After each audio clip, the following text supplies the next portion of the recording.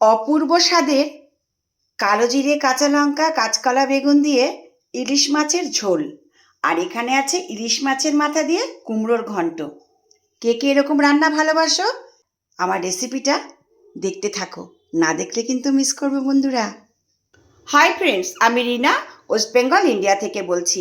দেখো আজকে আমি কি রান্না করব তোমাদের সামনে নিয়ে চলে এলাম বন্ধুরা। এখানে আছে ইলিশ মাছ। এই ইলিশ মাছ আমি আজকে অর্ধেকটা রান্না করব, সবটা আমার লাগবে না বন্ধুরা। ধুয়ে নিয়েছি দেখো গুছিয়ে। এখন এখানে নিয়েছি বেগুন, কাঁচা কলা আর কাঁচা লঙ্কা, এটা দিয়ে মাছের ঝোলটা করব। আর একটু বেগুন ভাজা অল্প একটু করব দেখো। আর এখানে আছে কুমড়ো। কুমড়োটা আমি কেটে নিয়েছি। কুমড়োটা আমি আজকে মাছের মাথাটা দিয়ে করব, ইলিশ মাছের মাথা।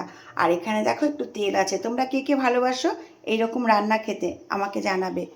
চলো তোমাদের সঙ্গে নিয়ে রান্নাটা শুরু করে দিই। হাই ফ্রেন্ডস, দেখো রান্না করতে চলে এলাম। আজকে প্রথমে আমি কুমড়োর ঘন্টটা করব। তার জন্য দেখো কালো জিরে দিয়ে দিলাম, একটা কাঁচা লঙ্কাও দিয়ে দিলাম। এর মধ্যে ইলিশ মাছের মাথাটা দিয়ে দিচ্ছি দেখো।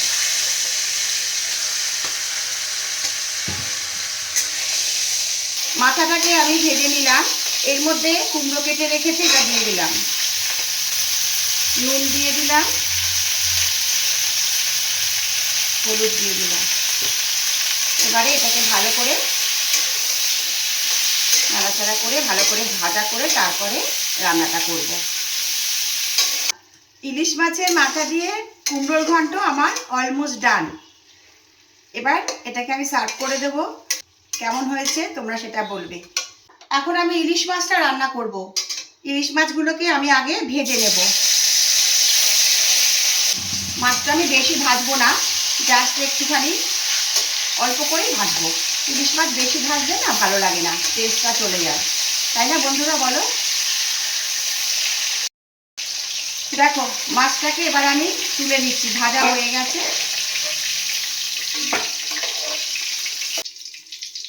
এর মধ্যে কালো জিরে দিয়ে দিলাম।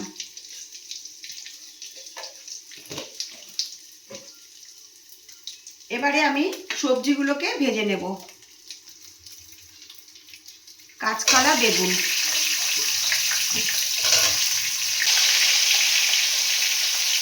হলুদ দিয়ে দিলাম,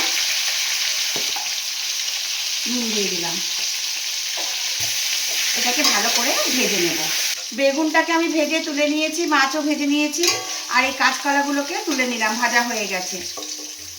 এবারে এর মধ্যে একটা কাঁচা লঙ্কা চিড়ে দিয়ে দিলাম। আর এখানে দেখো আমি একটা মশলার পেস্ট তৈরি করে নিয়েছি, এটাকে দিয়ে দিচ্ছি।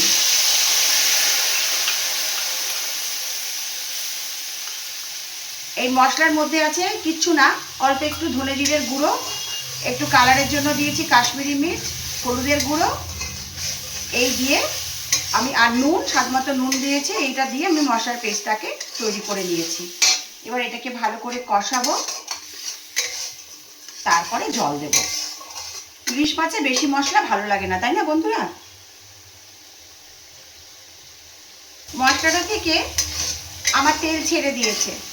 এবারে আমি এর মধ্যে জল দেবো অল্প করে। এই জলটা ভালো করে ফুটবে, তারপরে আমি ভাজা মাছ, কাঁচকলা, বেগুন দিয়ে দেবো।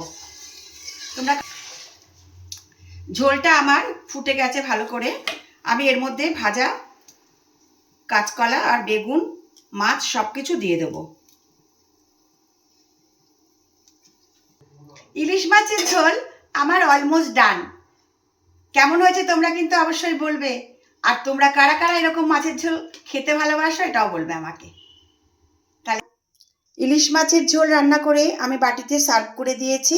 আর এখানে দেখো মাছের মাথা দিয়ে কুমড়ো ঘন্ট রান্না করেও আমি বাটিতে সার্ভ করে দিয়েছি।